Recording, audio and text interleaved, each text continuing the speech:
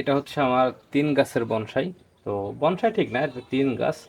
তো এটাকেও আমার একটা বনসাই করার ইচ্ছা আছে। তো এটাকে একটু পরিষ্কার করতে হবে সবার আগে। তো এটা হচ্ছে মূলত মেইন গাছ, আর এইগুলো সব সাইডের ব্রাঞ্চ।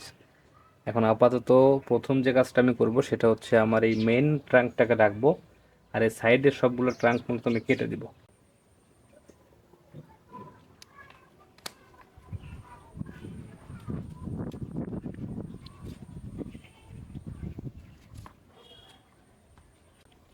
তো ৩ গাছ যেখানে মাটিতে টাচ পায় সেখান থেকে শেকড় বের হয়, তো এখান থেকে মূলত এই গাছটা শেকড় বের হয়েছে।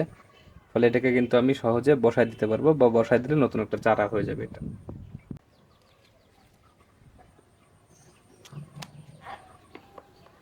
তো প্রত্যেকটা অংশ যেটা মাটিতে টাচ হয়েছে এখান থেকে কিন্তু শেকড় বের হয়েছে, ফলে এটা সবগুলো একটা নতুন নতুন চারা হিসেবে থাকবে।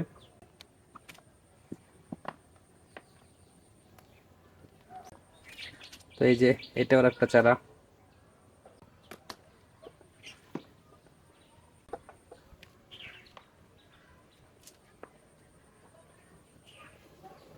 তো এটা হচ্ছে গাছটা মূলত এখন এইখান থেকে অনেকগুলো ডাল বের হয়েছিল এবং বেশ বড় সড়ো কাটাকাটি পড়ছে এখানে। তো সেক্ষেত্রে আমি চেষ্টা করব এইখান থেকে শেকড় বের করা। তো সেটা করার জন্য আমাকে এখানে একটা কাট করতে হবে। আমি জাস্ট এখান থেকে একটু এই গাছের ছালটা উঠাই দিব।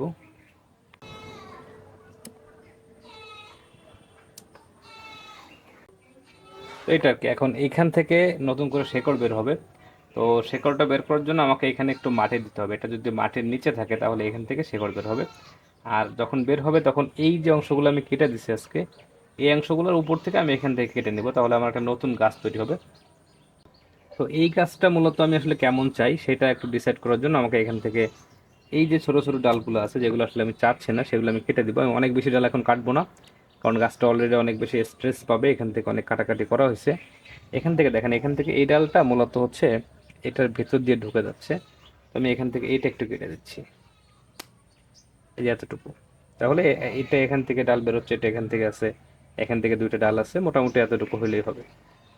তো এখান থেকে যে অংশগুলো কেটে দিচ্ছি এগুলো আমি একটু এখান থেকে একটু শেপ দিব এরকম ভাবে। এই যে অংশটা আছে দেখেন, এটা হচ্ছে অনেক আগে কেটে দেওয়া, ফলে এখান থেকে এটাকে একটু এরকম ভাবে কেটে দিব,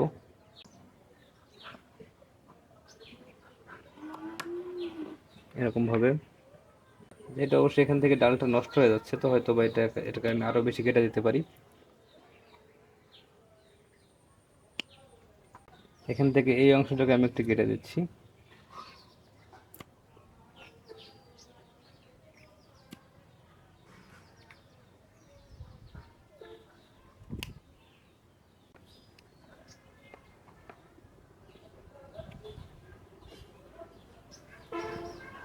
তো কেটে দেওয়ার পরে আমাদের কাজ হচ্ছে কাটা জায়গাগুলোতে একটু ফাঙ্গিসাইড দিয়ে দেওয়া, যাতে এখান থেকে কোনো রকমের ছত্রাকের আক্রমণ না হয় এবং এই জায়গাটা পচে না যায়।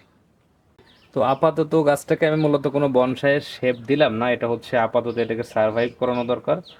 এই গাছটা আগে এখান থেকে শেকড় বের হোক এবং এটা একটা গাছ হিসেবে আগে এস্টাবলিশ হোক, তারপর হচ্ছে এটাকে আমি কোন শেপে নিব বা কোন দিকে নিয়ে যাব সেই দিকে আমি তখন চেষ্টা করবো আর কি। আচ্ছা, তো কাটাকাটা হয়ে গেছে। এখন এইখান থেকে শেকড় বের করার জন্য অবশ্যই আমার এই জায়গাটাকে কিছু একটা দিয়ে ঢেকে দিতে হবে। তো সেক্ষেত্রে আমি এখানে কোকোপিট দিয়ে ঢেকে দিচ্ছি। এটা হচ্ছে মূলত আমাদের এটা হচ্ছে মূলত হোমমেড কোকোপিট। আমি একটা ভিডিও দিব যে কীভাবে কোকোপিট তৈরি করতে হয়। তো এটা হচ্ছে এরকম ভাবে থাকবে, তাহলে ওই জায়গাটা ঢাকা থাকলে ওইখানে নর্মালি শেকড় বের হবে এরকম ভাবে আর কি। আচ্ছা, তো কোকোপিটটা যেন এখানেই থাকে সেটা এনশিওর করার জন্য আমাকে আমি এখান থেকে একটা পলি দিয়ে দিচ্ছি। তো এই পলিটাতে কি হবে যে এখান থেকে মূলত কোকোপিটটা এখান থেকে সরে যাবে না। অনেক সময় বৃষ্টিতে বা বাতাসে কিন্তু এটা সরে যেতে পারে। তো সরে গেলে এটা আসলে আমার যে কাজের প্রয়োজন সেটা হবে না। আচ্ছা, এই পলিথিনটা এখান থেকে সরে না যায় সেজন্য আমি এখানে একটু কাঠি দিয়ে দিচ্ছি। তো এরকম ভাবে আর কি।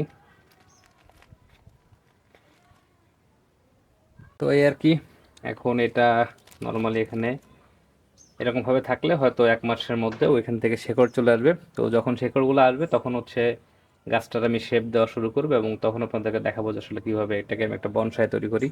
তো যদি কোনো সাজেশন থেকে দিতে পারেন এবং আমার কাজগুলো কেমন লাগতেছে অবশ্যই সবাই কমেন্ট করে জানাবেন। তো ভালো থাকবেন সবাই, দেখা হচ্ছে পরবর্তী কোনো ভিডিওতে।